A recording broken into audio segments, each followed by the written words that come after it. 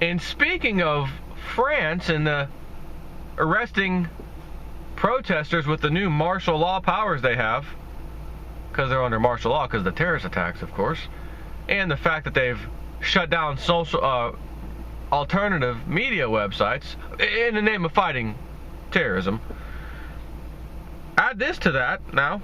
In wake of attacks, France moves to regulate prepaid bank cards. French Finance Minister Michael Sapin told reporters Monday that the government will move to more rigorously regulate prepaid debit cards, which he said were used in preparation for the November 13th attacks in Paris.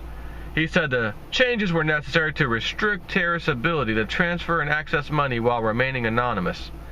How much do you want to bet? How much do you want to bet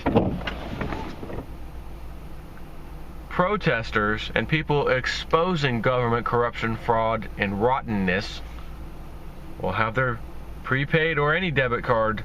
Because I guarantee you, while he's talking about we need to change the rules for prepaid debit cards, I bet you'll find that the fine print also includes any debit card. And will give them not only the power to track the funds and who, because anybody without any identification can go get a prepaid debit card.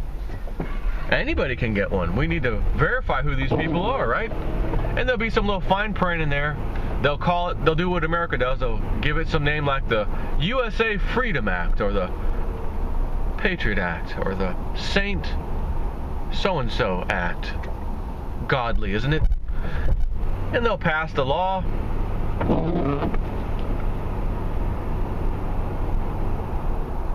And then you're going to find out that there's a little bit of fine print you need to read that says something like this also includes other debit cards and other financial instruments or other financial stuff. And then you're going to say, well, what does stuff mean and what does other mean? It's for us to determine when in the future when we need to determine it. So we'll define that as it needs defining. And then you'll notice the definition actually changes when we need it to change. And when we use the word terrorist, as John Teeter said, they're referring to you. It's like old John Teeter said, when the government starts using the word, you start seeing these new weapons, they call them quote unquote non-lethal weapons used to combat the enemy. Number one, they turn out to be quite lethal. Number two, the enemy they're speaking of is you, he said.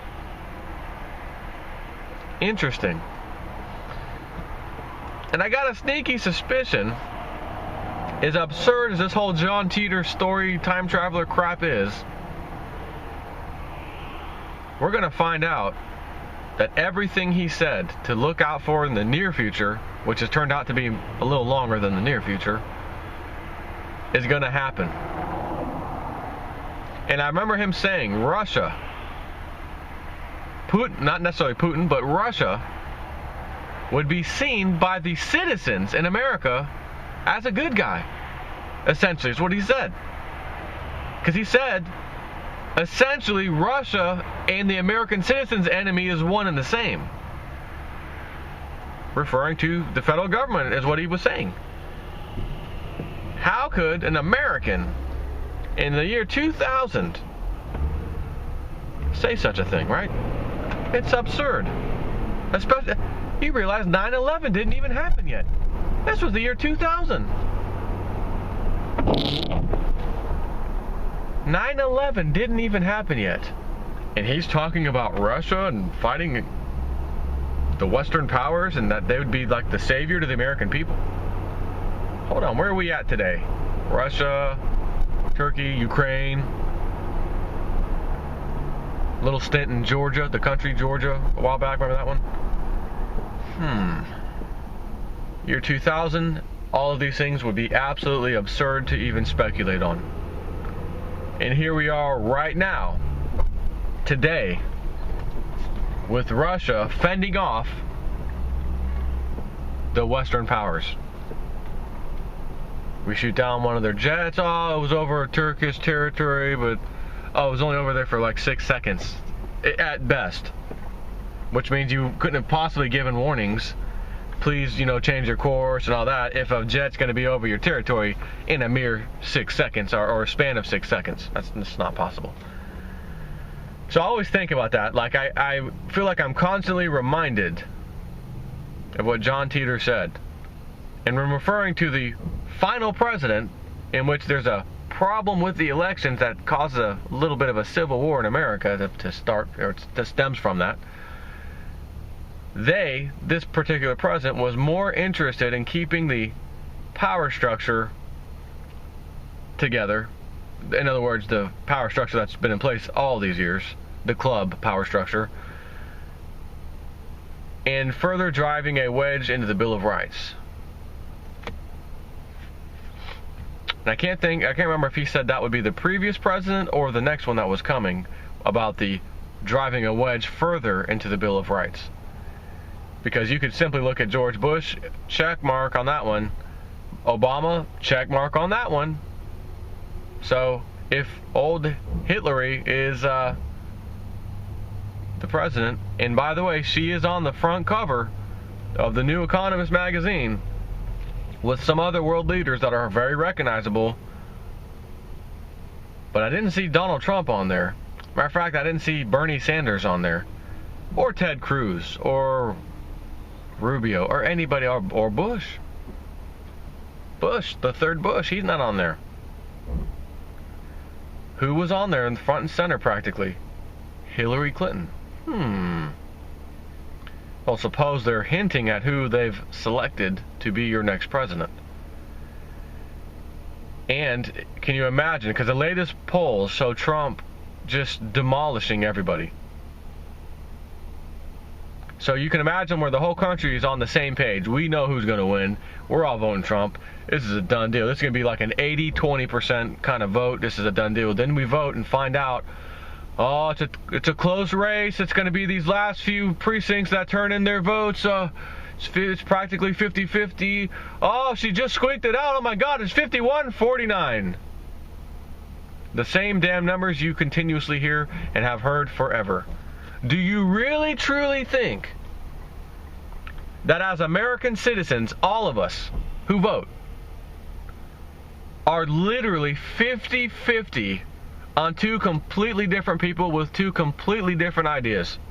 That we're literally 50% different. Now, I know you may say, well, I know a guy at work, and yeah, he's that dude. And you know what? I can say the same thing. But you want to know something else? I can only name one person at my job out of 50 people who is ready for Hillary without thinking for themselves one bit. I can only name one person at my job. So how is it possible? And as I drive around, where's all the bumper stickers?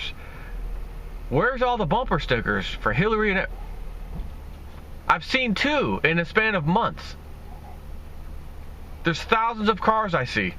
I've only seen 2 Hillary stickers. It shows you that it's nonsense.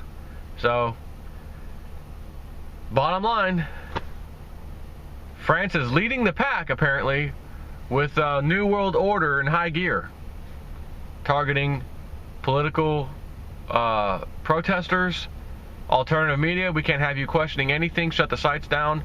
Arrest these people until the climate summit's over. Think about that. That goes to show you that there's no such thing in the government's mind as any kind of terrorism. It was probably set up like all the other ones. Like I've said, the other ones are set up. They do it. They help them along, and then they can, again, their House and Senate voted easily pass this resolution. You need 3 months of martial law, no problem. And he took it, and now he's using it for nothing terrorism related. He hasn't done anything to combat terrorism with these new powers. He's done everything against alternative views up to the government, which includes alternative media. It's unbelievable. Take care.